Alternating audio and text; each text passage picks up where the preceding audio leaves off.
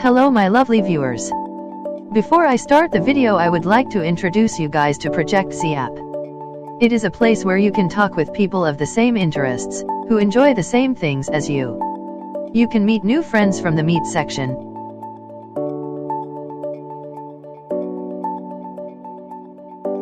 Join different circles and discuss about anime or your interests with one another.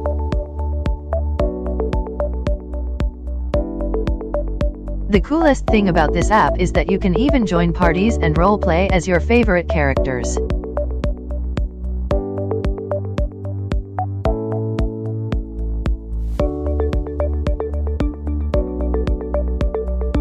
And while you're at it, don't forget to follow me on the app.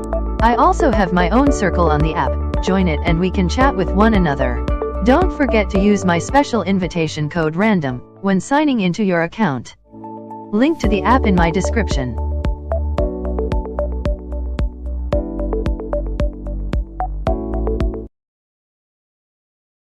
If you're alone right now, don't watch this video. In the winter of 2018, a man who was living alone in the mountains wakes up to find a red ball sitting on his front yard. He assumed the only neighbor he had must have kids, and so he kicks the ball over the fence, goes inside, doesn't think anything of it. That night, he wakes up to the sound of kids laughing outside of his window. He goes outside to check on them because it's the middle of the night, and there's no kids anywhere, but that red ball is back on his property. So he picks it up, brings it in his house, and goes back to bed. The next morning, he goes over to his neighbor's house to let them know that their kids were out in his yard in the middle of the night.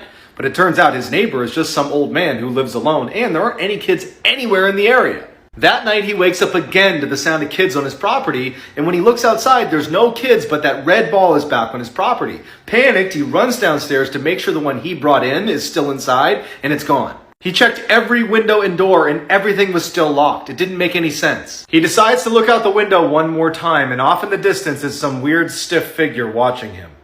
This is why you should always trust your gut. In the early 1970s, a college student decided to hitchhike his way home after class. A car pulls up, a man offers him a ride, and he climbs in. As soon as the car started moving, the student felt totally uneasy, like something was wrong but he couldn't quite place it. Without saying anything, he waited till the next time they slowed down and he flung the door open and ran away. 2 years later, he's flicking through TV channels when he comes across this special interview with a death row inmate. And it's just the audio recording, so he hears the interviewer ask the inmate, "Why did you remove all the door handles inside of your car?" The man just goes, "Well, the first time I tried to kill someone, I picked up a college hitchhiker who got smart at some point and jumped out of my car. So, lesson learned, remove all the door handles." When they showed his picture, the student knew immediately that he was supposed to be the first victim of John Wayne Gacy, aka the Killer Clown, who had killed over 30 men and boys in his clown room and stuffed them into his basement. This is why you should always look under the toilet seat before you sit down.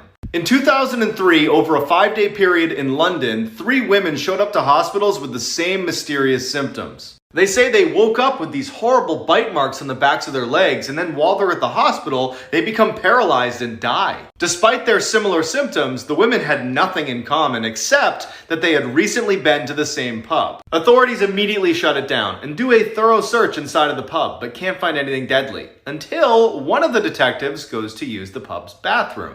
As he's about to sit down, he thinks he sees something moving in the toilet, so he gives it a little kick. Hiding in the toilet was one of the world's largest and most poisonous spiders, the Brazilian wandering spider, and now they needed to catch it.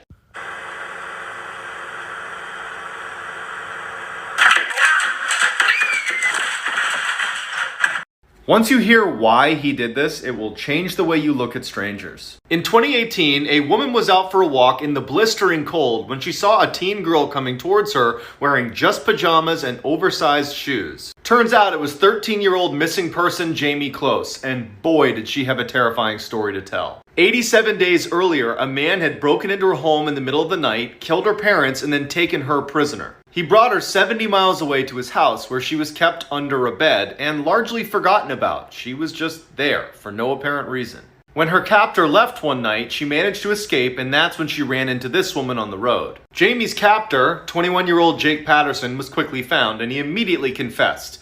And this is why he did it. On his way to work one day, he stops behind a school bus, and he sees a girl get on. He doesn't know anything about her, and he decides, I'm going to kill her family, and I'm going to take her. He had no motive, he had no criminal history. This was truly random. Yes, the picture at the end is real. In 1876, a woman from a very prominent family in Paris goes missing. After years go by and no one has a clue what happened to this woman, friends and family ultimately mourn her death and move on. 25 years later, and this anonymous letter shows up on the Attorney General's desk, claiming that the missing woman's family had a secret. Intrigued by the letter, the police go to the family's home, show it to them, and ask to search the property, to which they say, go for it. They search, they don't find anything, but on the way out, they notice something very peculiar. At the end of some stairs was a door that was padlocked shut. When the family refused to open it, the police break it down and make a horrifying discovery. Cowering on a rotten straw mattress in a pitch-black room was the missing woman, now 50 years old and extremely malnourished. Her mother had imprisoned her there after they had fought over her boyfriend, and she had not seen sunlight or another human being in 25 years. If you ever find yourself in this situation, don't do what she did. In 2006, a group of cave divers decided they wanted to film a documentary in one of the most dangerous caves in the world. But only a few hours into their descent, and a freak storm erupts on land, collapsing the entrance to the cave. In order to avoid the huge falling rocks that were coming off the ceiling, they were forced to swim through one of the uncharted sections of the cave. After they've been diving for over an hour, they luckily come across this island in the middle of a tunnel, where they set up camp and wait to be rescued. After 48 hours and no sign of a rescue, the cameraman actually starts filming in case they don't make it out of there. At the same time, one of their crew members does something very stupid.